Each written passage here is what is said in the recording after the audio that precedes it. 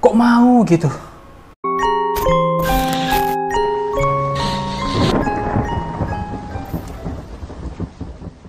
Hey guys, welcome back to my channel. Nama aku Rio, and this is The Mirror. Jadi guys, mungkin kalau kalian pengguna internet kayak Instagram, YouTube, atau mungkin di Facebook, kalian mungkin pernah mendengar baru-baru ini tentang kasus pelecehan seksual yang dilakukan oleh mahasiswa perguruan tinggi negeri di Surabaya terhadap mahasiswa-mahasiswa baru atau anak-anak SMA dengan kedok sebagai riset penelitian tugasnya. Dan kisah ini booming, viral baru-baru ini karena di-share oleh seorang anak SMA atau maba juga di Twitternya. Jadi hari ini kita akan membahas lebih dalam tentang kasus ini untuk kalian yang mungkin belum tahu tentang kasus ini, dan itu pas aku baca kasusnya benar-benar serem dan memang ada orang-orang kayak gini di muka bumi. Karena dalam cerita ini pun dikatakan kalau si pelaku ini mengalami kelainan seksual dan sejenisnya gitulah. Jadi ini pembahasannya sedikit sensitif, jadi mohon ditanggapi dengan baik. Dan sama sekali nggak bermaksud untuk menyudutkan si pelaku ataupun si korban, tapi aku nge-share video ini untuk kita semua supaya bisa sama-sama belajar dari yang terjadi pada kasus ini. Tapi sebelum panjang-panjang intronya, kita langsung aja ke ceritanya. Jadi berhubung thread di Twitternya ini panjang, jadi untuk awal mula kisahnya aku ceritakan secara global aja. Tapi nanti kita mulai baca chatnya ketika udah mulai di puncak masalahnya. Jadi kisah ini di-share oleh MV Chris di Twitternya yang berjudul Predator Fetish Kain Jarik Berkedok Riset Akademik dari Mahasiswa PTN di Surabaya. Dan ini di-share dia, di-posting dia pada tanggal 29 Juli 2020 jam 6.21 PM, jadi jam setengah 7 malam dia posting ini. Jadi pada awal mulanya si MV Chris ini setahun yang lalu, di tahun 2019 berarti ya, dia pernah dicat oleh seorang mahasiswa yang katanya dari Universitas Negeri di Surabaya. Yang dia mengaku kalau dia itu dari Unair angkatan 2015 dan dia merupakan mahasiswa Fakultas Ilmu Budaya di Unair tersebut. Nah di Twitter ini sendiri si Fikri ini udah nge-tag si Unairnya langsung sama si BEM Fibuanya langsung untuk mengkonfirmasi apakah memang si pelaku ini adalah mahasiswa di sana. Jadi Twitter ini dimulai dari chat si orang yang namanya Gilang ini. Dia ngechat pribadi ke Instagramnya si Fikri ini untuk kenalan. Dia kenalan kalau dia dari mahasiswa UNR tahun 2015 dan dia sedang melakukan penelitian riset dan dia butuh model untuk dijadikan subjek risetnya, dan dia ingin si Fikri ini yang jadi modelnya. Tapi dia nggak mau chat di Instagram, dia maunya di WA aja, jadi dia minta nomor WA si Fikri ini. Awalnya si Fikri ini kayak nggak mau gitu, nolak gitu untuk kasih nomornya, tapi karena dipaksa dan karena kasihan juga si Fikrinya, akhirnya dikasihlah nomor WA-nya dan mereka pun pindah pembicaraan ke WA. Nah jadi intinya di WA ini si Gilang ini mengatakan bahwa dia memiliki riset penelitian yang bertema bungkus-membungkus. Nah aku nggak ngerti nih bungkus-membungkusnya apa. Si Fikrinya juga nggak ngerti bungkus-membungkus maksudnya apaan, riset macam apa gitu, bungkus-bungkusan gitu kan.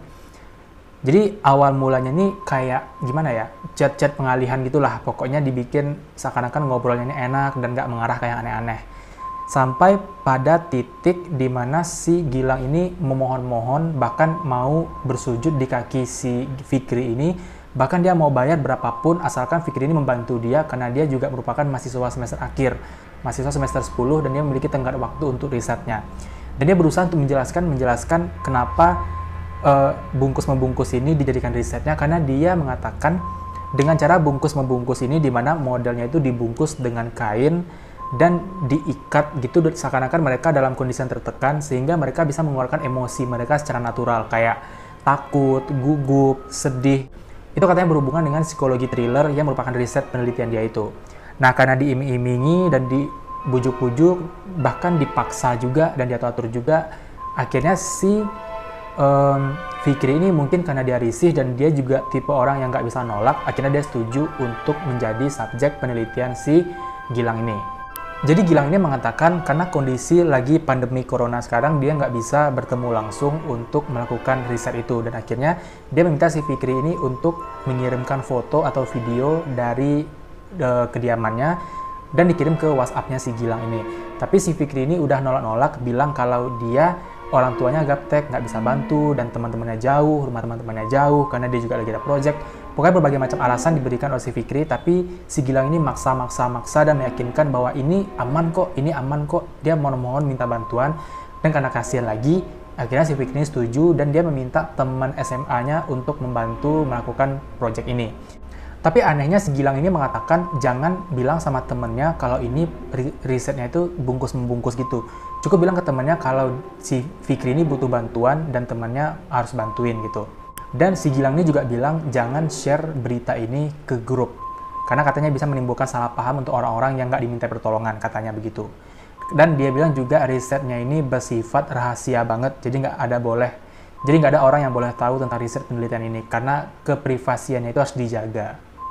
Nah, jadi pada awal chat sampai saat si Fikri setuju untuk dijadikan subjek itu, si Gilang ini beberapa kata-katanya itu ada yang sedikit aneh, kayak dia marah-marah, dia mengatakan Fikri ini ngomongnya nggak sopan dan sebagainya, padahal mereka baru ketemu tapi udah memarah-marahi orang yang baru dia kenal, yang orang itu sebenarnya dia juga butuh bantuannya, dan itu cukup creepy dan aneh juga untuk orang yang baru dikenal. Dan dia menjelaskan di chat itu kalau dia memiliki penyakit vertigo akut, katanya. Dimana penyakit vertigo ini katanya bisa mempengaruhi pikiran si penderitanya, ditambah dia itu pengidap penyakit akut, jadi udah parah banget gitu kan, jadi sampai-sampai emosi dan pikirannya itu nggak terkontrol gitu, nggak stabil gitu guys. Dan itulah kenapa di chat sebelumnya dia tuh sering marah-marah ke si Fikri yang dia baru kenal dan dia mau minta tolong itu, tapi karena si Fikrinya open mind gitu kan, jadi ya nggak terlalu masalah lah gitu. Dan akhirnya percakapan mereka berhenti di hari itu dan dilanjutkan besok paginya untuk mulai melakukan proyek riset tadi itu. Dan disinilah kejadiannya mulai menyeramkan.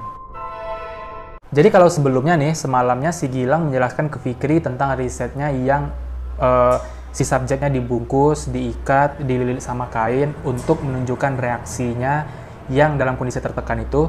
Nah, di pagi ini si Gilang ini menjelaskan step by step instruksi untuk melakukan riset tersebut. Jadi di chat di WA-nya, si Gilang chat pertama kali, "Selamat pagi, Dek," katanya. "Pagi, Mas. Kamu seharian nanti nggak ada kesibukan kan? Oh iya, di rumahmu ada beberapa kain jarik." Kain jarik itu kain apa ya? Kain batik panjang, kain panjang itu kalau nggak salah ya. "Nggak ada, Mas. Ada beberapa sih," katanya. "Baik, bisa fokus bantu Mas ya. Nanti bisa bawa 3." Maksudnya kainnya bawa 3. "Iya, bisa, Mas," katanya. "Baik, Dek. Kabari ya, Dek, kalau mau berangkat ke rumah temanmu." Jadi si Fikri ini dia bilang mau menolong riset si Gilang itu di rumah temannya. "Iya, Mas. Sebelum berangkat, Mas bisa minta kamu berjanji dan berkomitmen untuk membantu riset ini sampai selesai. Asal tidak ada apa-apa, pasti saya selesain, Mas," kata si Fikri. Termasuk baik juga si Fikri ini. Misalnya untuk orang yang dia nggak kenal dan nggak terjamin juga keamanan, dia mau gitu jauh-jauh ke rumah temennya, mengeluarkan uangnya sendiri untuk membeli bahan-bahan risetnya ini. Salut sih sebenarnya sama si Fikri ini ya. Soal tidak apa-apa itu sudah pasti. "Oh alah, iya Mas, hehehe. Ini saya mau berangkat, Mas." "Baik, Dek, perlengkapannya sudah semua," kata si Gilang. Dan di chat ini sekali lagi si Gilangnya menekankan, "Dek, kamu sudah siap kan? Aku mau memberitahu beberapa hal dulu."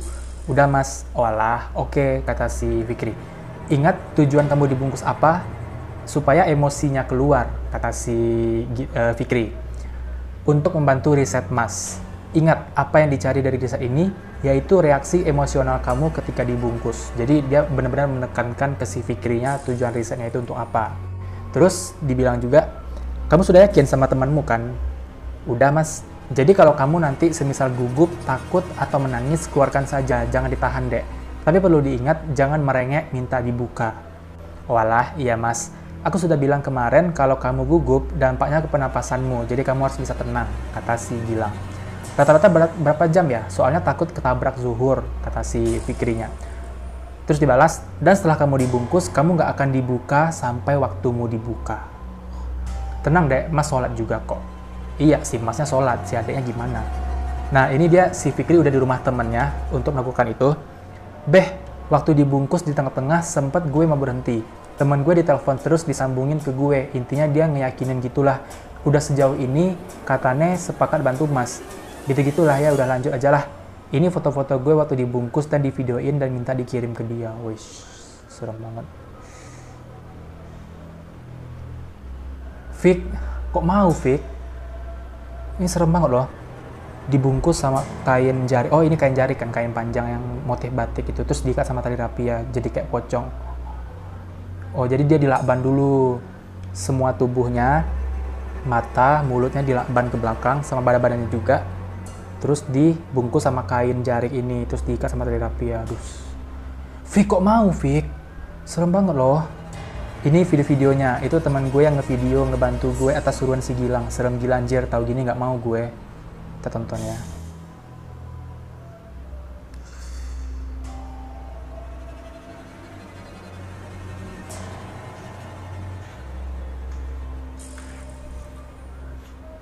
Jadi ini temannya si Fikri yang ngerekam. Si Fikrinya yang dibungkus ini.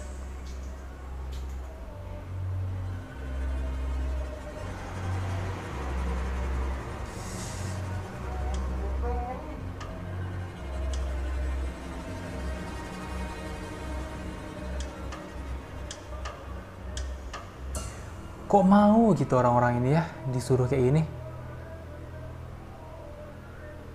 Padahal si Gilang ini mereka nggak kenal, temen juga enggak. Terus ngomong pun aneh.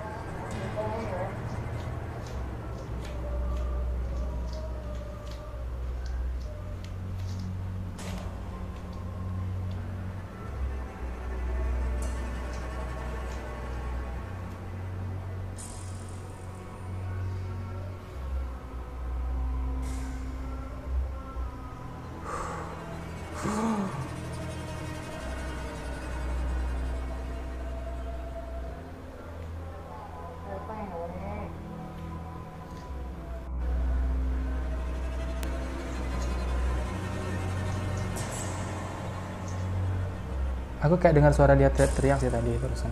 Apa salah dengar? Kok mau gitu? Jadi Fikri ini bilang kalau dia dibungkus kayak gitu selama 3 jam lebih, dan jam 1:06 siang dia dicat sama si Gilang ini. Halo Fikri, ya mas, apa kabar? Marah mas, dikasih emot marah sama si Fikrinya. Tapi nggak apa-apa. Ke siapa? Kata si Gilang. Ke mas sama apa nih disensor. Sini peluk, wek-wek, canda deh. Oh. Terus dikasih ketawa aja sama si Fikrinya. Iya mas, santuy. Enak kan? Serem, katanya. Dek, sakit hati sama mas nggak? Nggak sih, kata si Fikrinya. Nah, setelah si Fikri selesai, si Gilang ini minta temannya si Fikri yang ngerekam video tadi itu gantian dia yang dibungkus, si Fikri yang ngerekam. Dia bilang, kita mulai lagi jam 2 ya, minta si teman dia itu cek WA, Dek. Oh ya, olah, iya mas, makan dulu mas, kata si Fikri. Minta si temannya tadi kirim video yang belum dikirim, Dek, kata si Gilang.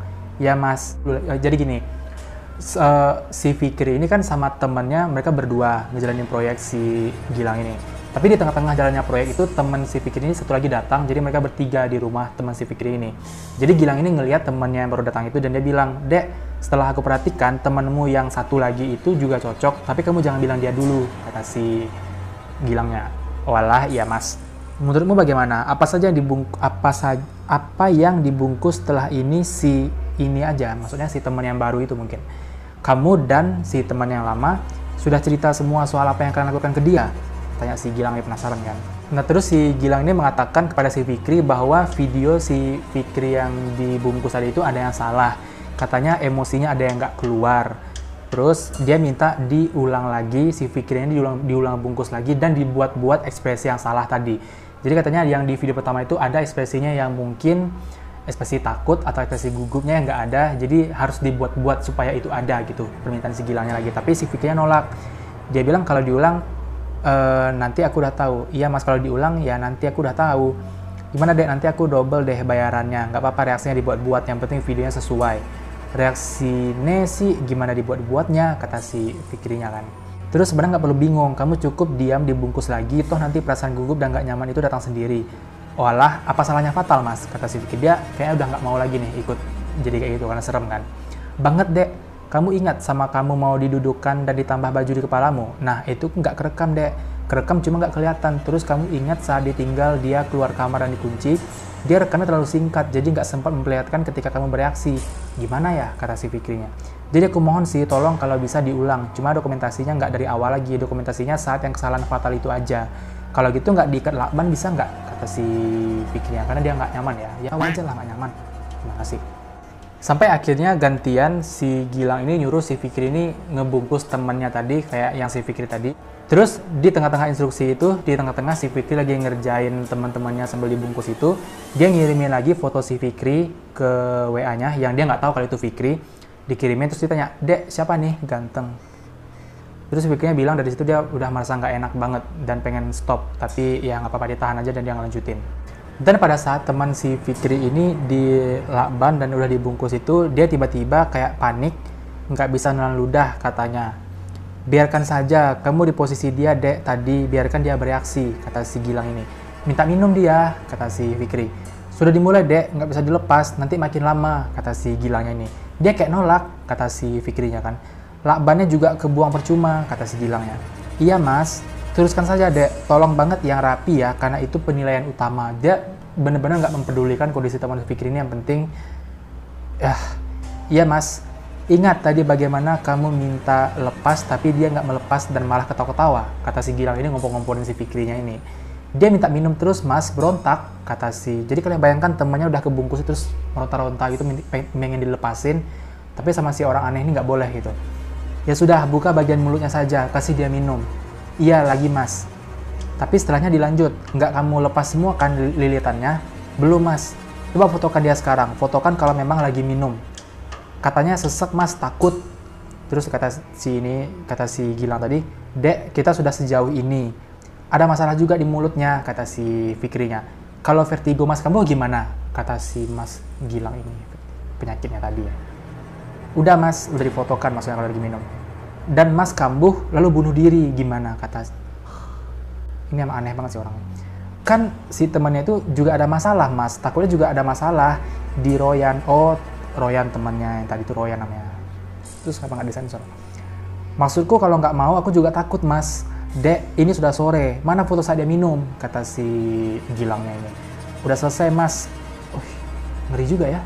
Dia benar-benar nggak mau dengarkan tentang kondisi temannya Fikri. Yang penting dia dapat yang dia mau gitu. "Udah selesai, Mas, tapi dia takut sesek mulutnya. Apa satu aja nggak bisa, Mas?" kata si Fikri. Maksudnya satunya yang punya si Fikri tadi. Jadi teman-temannya nggak usah digituin juga. "Nggak bisa, Dek. Sudah kesepakatan. Dampaknya akan besar kalau ini nggak sesuai kesepakatan. Tolong," kata si Gilangnya. "Aku nggak sepakat si Royan ikut, Mas." Royan ini mungkin temannya yang baru datang tadi mungkin ya. "Aku nggak sepakat Royan ikut, Mas. Tapi dia sudah bersedia." "Dampak apa, Mas?" kata si Fikri tadi yang dia ngomong dampak akan besar itu. "Mas bisa meledak sikapnya, Dek. Penyakit Mas kambuh dan Mas bisa tuntut terus. Mas nggak bercanda, Mas nggak mau itu semua terjadi," kata si Gilangnya ngancem gitu kan. "Loh, kok malah gitu?" kata si Fikri. "Ya sudah, begini saja. Tutup mulut dia pakai satu lakban, nggak usah dililit," katanya. Jadi ditempel gitu aja. "Nggak mau dia, Mas," kata si Fikri. "Ya iyalah nggak mau, serem. Aku nggak mau nerima, Mas, kalau gitu, Mas. Takutnya ada apa-apa," kata si Fikri. Jadi dia karena udah nyangkut temannya, dia nggak mau. "Bukan soal Royan, Dek," kata si Gilang aneh tadi. Nah, jadi pada saat itu si Gilang ini nelpon temannya si Fikri yang nggak mau tadi untuk ngebujuk lagi supaya dia mau. Tapi si Fikrinya ini udah mulai marah karena memang dia maksa dan ngancam-ngancam itu dia nggak suka. Jadi dia mikir, ini subjek penelitian macam apa ini, nggak fair kalau punya penyakit malah buat neken orang bertindak semena-mena, kata si Fikrinya ini. Dan di telepon itu Fikri marah-marah ke si Gilang ini dan akhirnya teleponnya dimatikan. Terus Gilangnya ini mulai chat yang makin aneh. Jadi karena si Fikri ini matiin telepon si Gilang ini, dan dia udah bilang sebelumnya kalau kata-kata dia nggak didengarkan sama si Fikri dan teman-temannya ini, dia bakal kambuh, penyakitnya bakal kambuh. Terus dia ngechat, "Tapi aku shock kamu anggap penyakitku itu remeh," kata si Gilangnya. "Aku nggak mau ambil risiko kalau gitu," kata si Fikrinya. "Dek, aku nggak anggap remeh, Mas. Aku tahu penyakit gitu bahaya. Dek, aku gemiran sekarang. Tolong minta maaf saja." Oh, dia gemetaran katanya. Karena dia dapat perlakuan seperti itu, jadi dia gemetaran, katanya gemeyaran. Saking gemetaran dia jadi tipe gitu, guys. "Iya, Mas, aku minta maaf," kata si Fikri. "Nggak usah balehgalain, nggak usah balas hal lain mungkin ya, nggak usah bahas hal lain. Sangat minta maaf," kata si Fikrinya. "Tolong bilang kamu tarik ucapanmu di telepon tadi supaya aku tenang." "Iya, aku tarik ucapanku dan aku minta maaf. Tapi aku nggak memaksa Royan, Mas. Mas tanya lagi ke Royannya," kata si Fikrinya ini. "Aku cuma mau ngasih tahu, Dek, penyakitku ini nggak akan kambuh kalau nggak dipicu." Iya aku tahu, tapi nggak fair. Aku sebagai volunteer digituin mas. Dia sebagai orang yang bersedia gitu kan. Malah dipaksa-paksa kayak tadi. Dek, tolong. Harusnya nggak ada paksaan mas, kata si Fikri. Tolong jangan bilang hal lain dulu. Tolong jangan bilang hal lain dulu. Jadi dia karena gemetaran tadi, saking gemetarannya jadi tipe. Tolong banget. Iya tolong apa? Coba bicara ke Royan mas, kata si Fikrinya. Aku cuma perlu kamu minta maaf aja. Jangan bicara soal ini itu yang lain. Iya, aku minta maaf mas, maaf banget, kata Fikri. Aku gemetaran, dek. Iya, maaf mas. Royan tadi sudah mau diberi lakban. Ini yang disensor teman yang kedua atau gimana ya?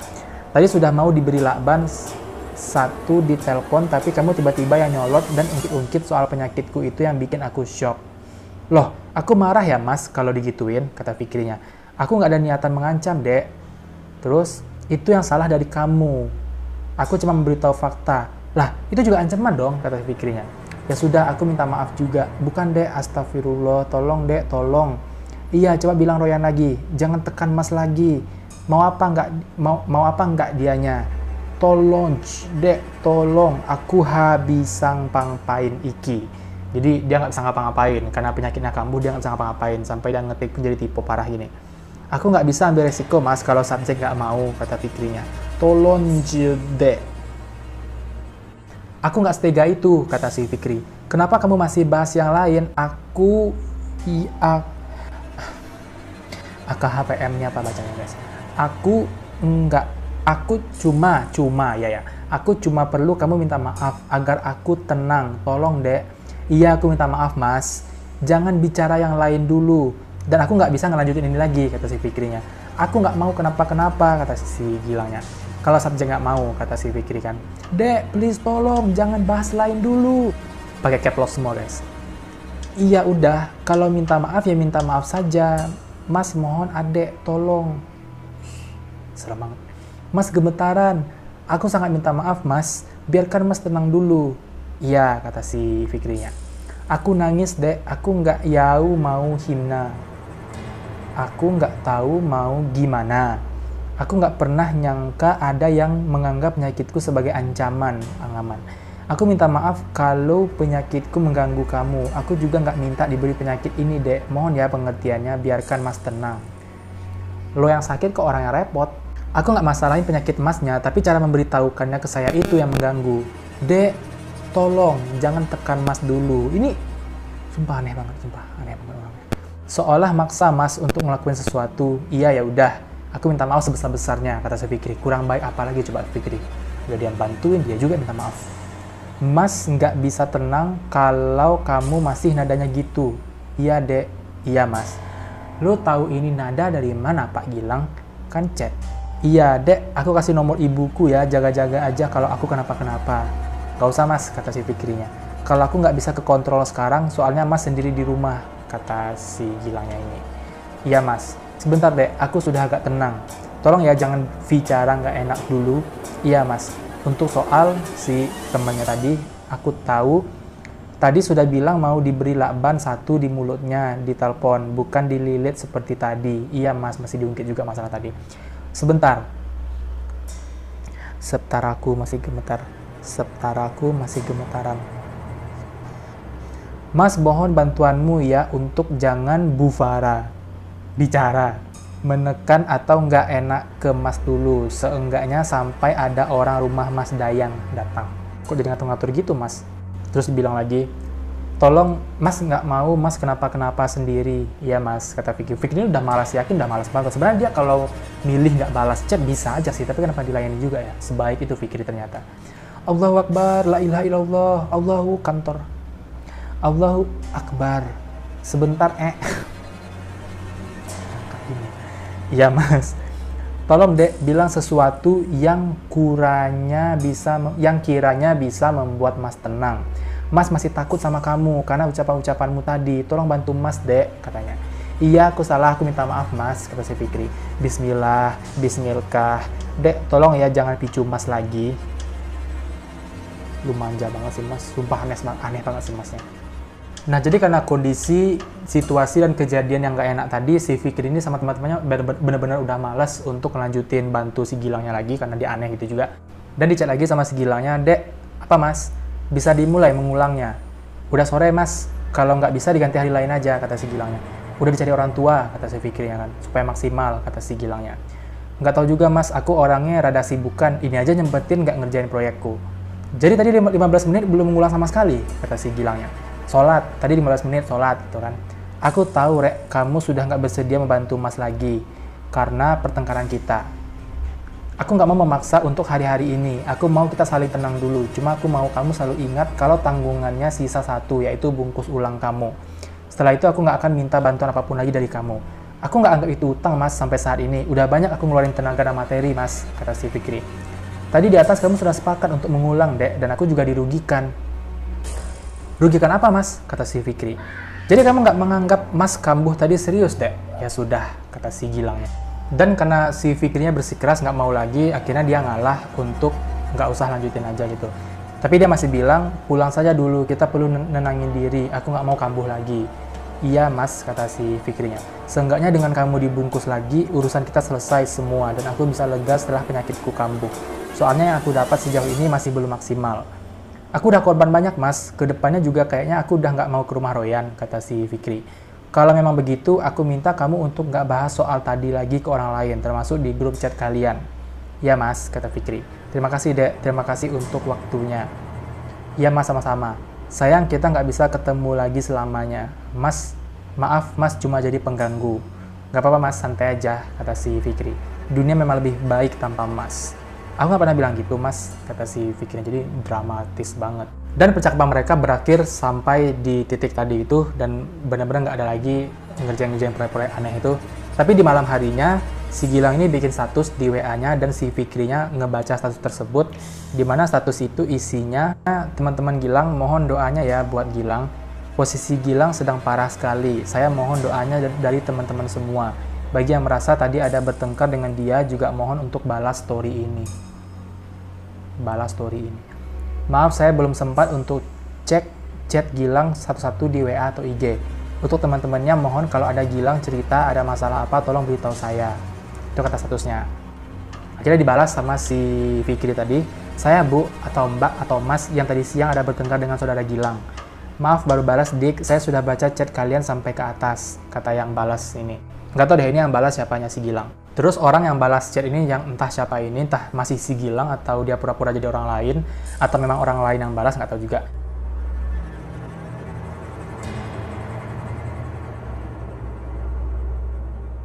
Dia masih tidak stabil sampai detik ini dan belum bisa kami kasih HP karena takut dia terpicu lagi.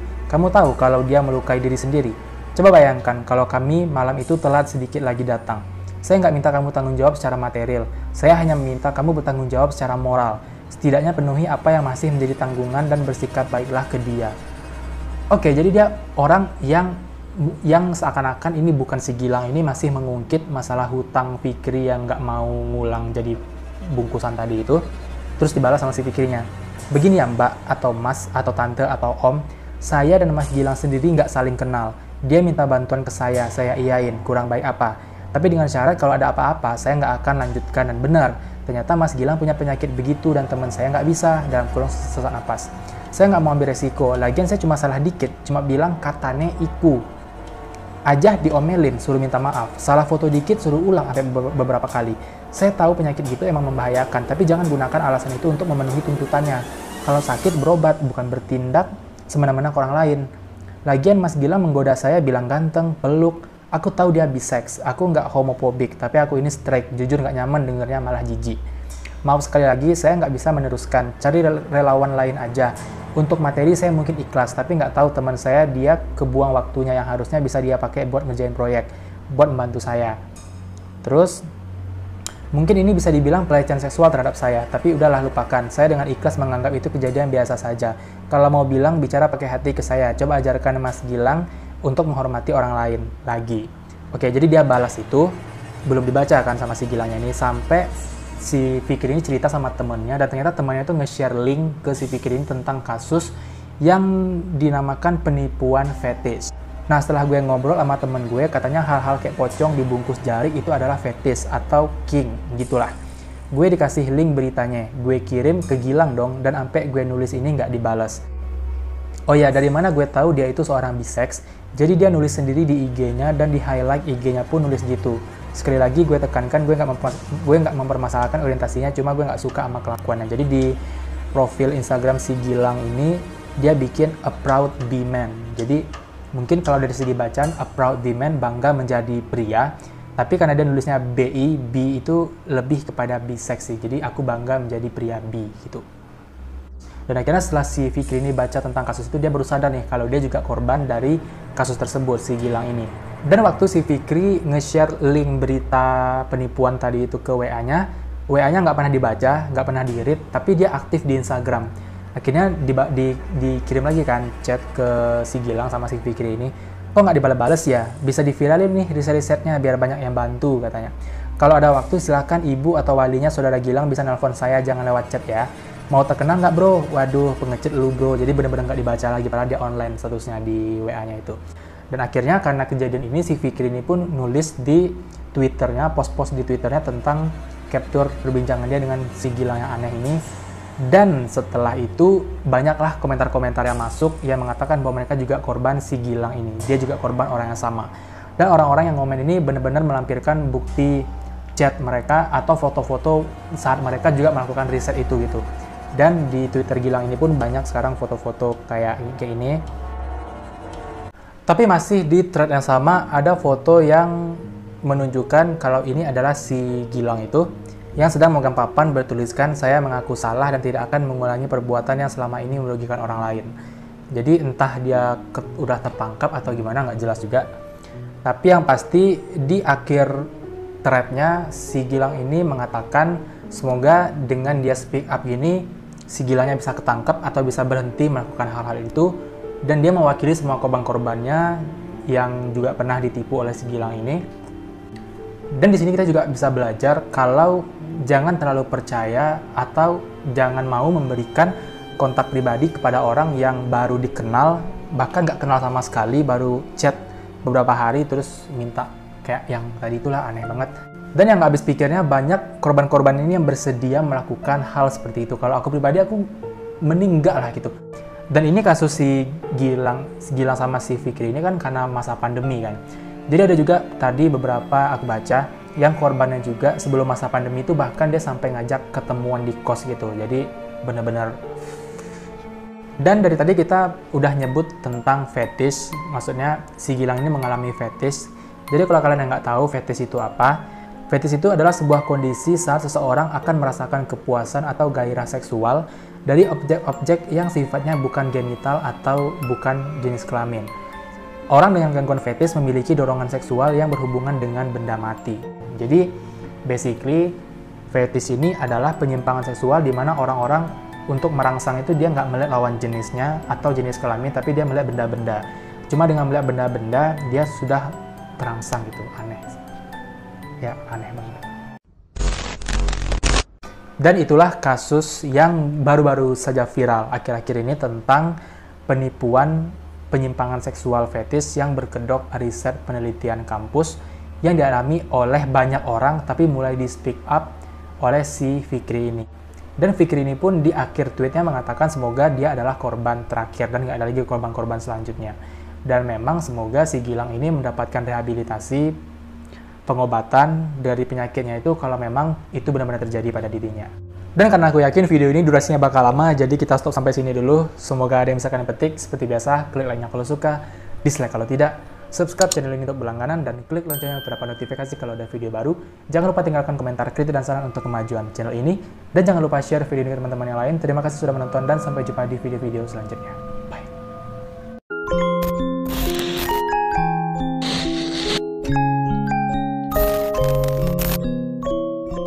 Dan tidak bermaksud untuk, dan sama sekali nggak bermaksud untuk.